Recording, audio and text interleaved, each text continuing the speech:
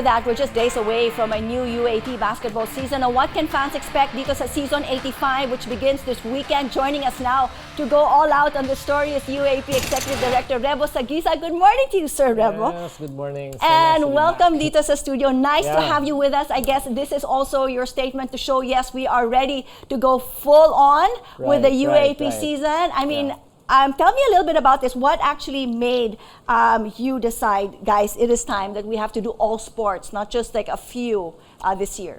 Right. One of which is you know that the face-to-face class has returned, no? So parang it's awkward naman para the student athlete are now put at a disadvantage kung bakit sila cannot go full on, right? And me also, as a confession, I'm a baseball dad. I'm as a member of the baseball committee. They've been asking, outdoors siya, no contact, bakit sila pa inuhuli? So it's just fair that everybody comes back. Well, I'm sure everybody's excited. I know my kids are also playing tennis in Ateneo. They're also so excited about that. But before we dig deep dito sa basketball tournament, Sir Rebo, what happens naman to the other athletes from different sports na apektuhan, di ba, dito sa pandemic? I mean, nearly 2 years that they were not able to play. Will they still get a chance, I mean, to compete in the respective sports, I mean, this coming season 85? Yeah, but actually tama ka. If the events were not even held nung season 84, baka almost 3 years pa yung ibang sports, no? But we go back to our basic rules pa rin. You don't consume a playing year, but you have to comply with the age requirement. Those are the two most important things. I mean, one of the two most important things, grades and enrollment are another. Okay, so if I still have time to play, but I'm under 25, definitely it's a go. You can do for as long as you're enrolled. You're and enrolled. You your have to be grades enrolled. you have to be enrolled. You have to be a student, di ba? Okay, syempre yung mga requirements na kailangan. Now, I also read somewhere wherein student athletes, I mean, you were also talking about the allowances and the benefits. I mean, have this been implemented or approved? Yes, it's in effect right now. The idea being the choice should really be for the student athlete, or going back to the ideals, it's just the academic program and the sports program and nothing else. I know people are gonna ask, it's a tall order, how do you plan to implement it? But at least now we made our stand and it's clear, no? Kasi minsan hindi lang alam din ng managers that's why they're doing it, diba? So at least now they're on guard and we navigate din naman kami para mag-suspend kagad or to exclude a member school. This is a development and as I always say, a revolution is not made in one day. That's right. That's right. And speaking of which, I mean, new things are definitely happening. The schedule for the basketball, bago rin to, di ba? I mean, it's gonna happen when? Wednesdays for both Wednesdays, men? bagong hindi. Kasi our original schedule really is Wednesday, Saturday, Sunday. But this time, we have 4 games, both for men and women. Na dati, women in the morning, 2 games, tapos afternoon, 2 games na. So medyo compressed to give way again to the FIBA. And ayaw naman natin umabot ng Pasko. So October to December. That's why we have this kind of semi-compressed schedule. And you're also going to give way to the FIBA. Yes, we're going to give way to the FIBA. We stop, we play last November 6 and we resume November 16. Hindi siya sakto exactly in the first round, but close there. But that's what we treat as a break. Okay, so it's something at least, hindi sila makonsensya. Makonsensya, and it's a little, sacrifice to the high privilege, compared to the high privilege of serving your countrymen. Para supportahan naman natin sila. That's right, and of course, we're all going to be there to cheer them all. Now, we also understand, sir, that the UAAP is holding, games in different venues, diba, for the basketball tournaments. Yung mga health protocols, talk to me about that. It's still in play? Still in place, and nakakatawa na, you have to mention dito may antigen testing pa rin tayo. So we imposed that. It's above actually of the minimum public health standards because in the UAP we just want to emphasize on the health and safety of the student athlete. So paano kung magkaroon ng COVID? What does that happen? How does that work? Well, they can't play. They can't play. That player. How about the team? They can naman. For as long as you test negative, yun na ang latest ngayon. Kasi if you test negative sa antigen, you're non-infectious. So it's good to go. So you test negative on the game? On the game day. Yeah. Okay. Sorry, no, but right now, pwede na nga walang test because face-to-face class, wala naman testing Okay. But we impose at least once a week kami. But, okay, I will qualify that because some LGUs, you mentioned different venues, may impose their own. So if Pasay needs it before we enter, then we will have to comply. Okay, so that's something that at least we will think about, no? The UAP is also introducing dami mga bago nangyayari. It's been 3 years. I know. Siyempre, we have to come in with a bang, diba? So the Coaches Challenge, this time in season 85 for both the men's and women's basketball. Tell me a little bit about this. We understand it's already in play, diba? Sa FIBA, this is nothing new. Well, actually, it is, no? For UAP. It's supposed to be valid October 1, 2022. No? Bago siya, but we get the chance to implement it.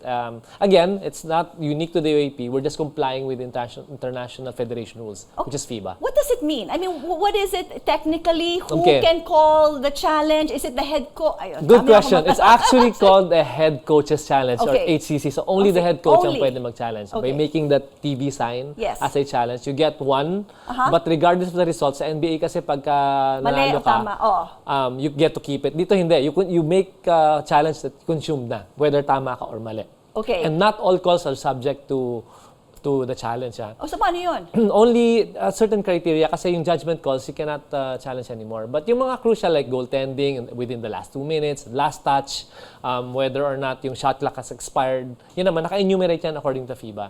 Kasi some are really, it adds to the beauty of the game, yung mga charging or blocking. So what happens if I make a call and then the referee says, ay sorry, hindi yan kasama sa ano, will I still get one? Yeah, you still can keep it. So I Hindi mo naman can still keep it. Is there a certain time limit that For I the- must make that call? Or that Immediately sign? after. Immediately after. If nag-pass na yung next dead ball, ma-forfeit yan. So at the closest opportune time, depends on the nature of the call. But yun ang nasabi sa FIBA.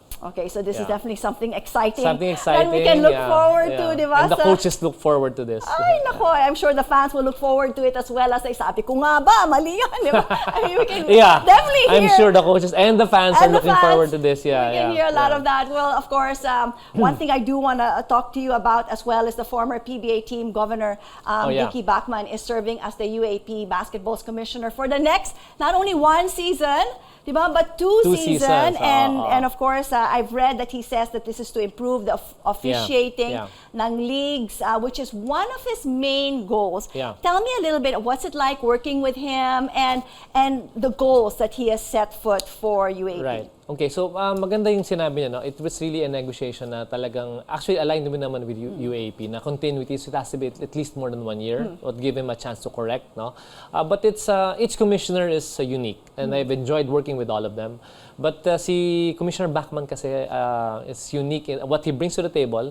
UAP champion to, team captain. He's gone to the PBA as assistant coach, nag-coach, and then sports development. He's done the rounds. Done the rounds. He's done everything. Governor, and now he's back as UAP commissioner. So, yan yung, and he's also connected with the FIBA. So, the latest with the FIBA, our preparations for World Cup, ma-incorporate namin sa UAP. So that's why I'm very excited. We have very good working relationship. And the referees was definitely one of the things that he needed to fix. Always naman. Always naman. diba? That's, Ilang years na concern. yun, di ba? Yeah. Hanggang ngayon, that seems... Maybe 84, 85 years. Oh my gosh. Well, I hope that Yeah. this time, I mean, he seems to want to have control Yeah. over the referees that will be in play for the UAP season. Now, the league is also having, sabi mo nga, yung break after the first round to give way to the 5th window of the FIBA World Cup Asian qualifiers, which will happen in November.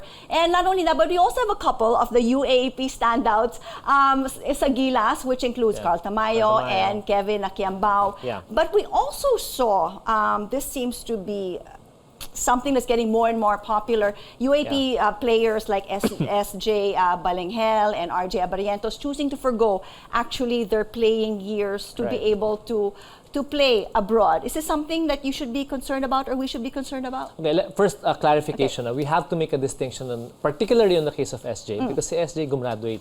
And yes, he has a playing year left, but gumraduate yung student athlete, so that's fine. Okay. Yung kay RJ naman, maybe a bit of concern, baka maging one and done kami in the future. But right now, as we speak, no, I've also consulted naman the stakeholders, and they believe as an educational or intercollegiate league for now, no, we're just happy where the student athletes are headed.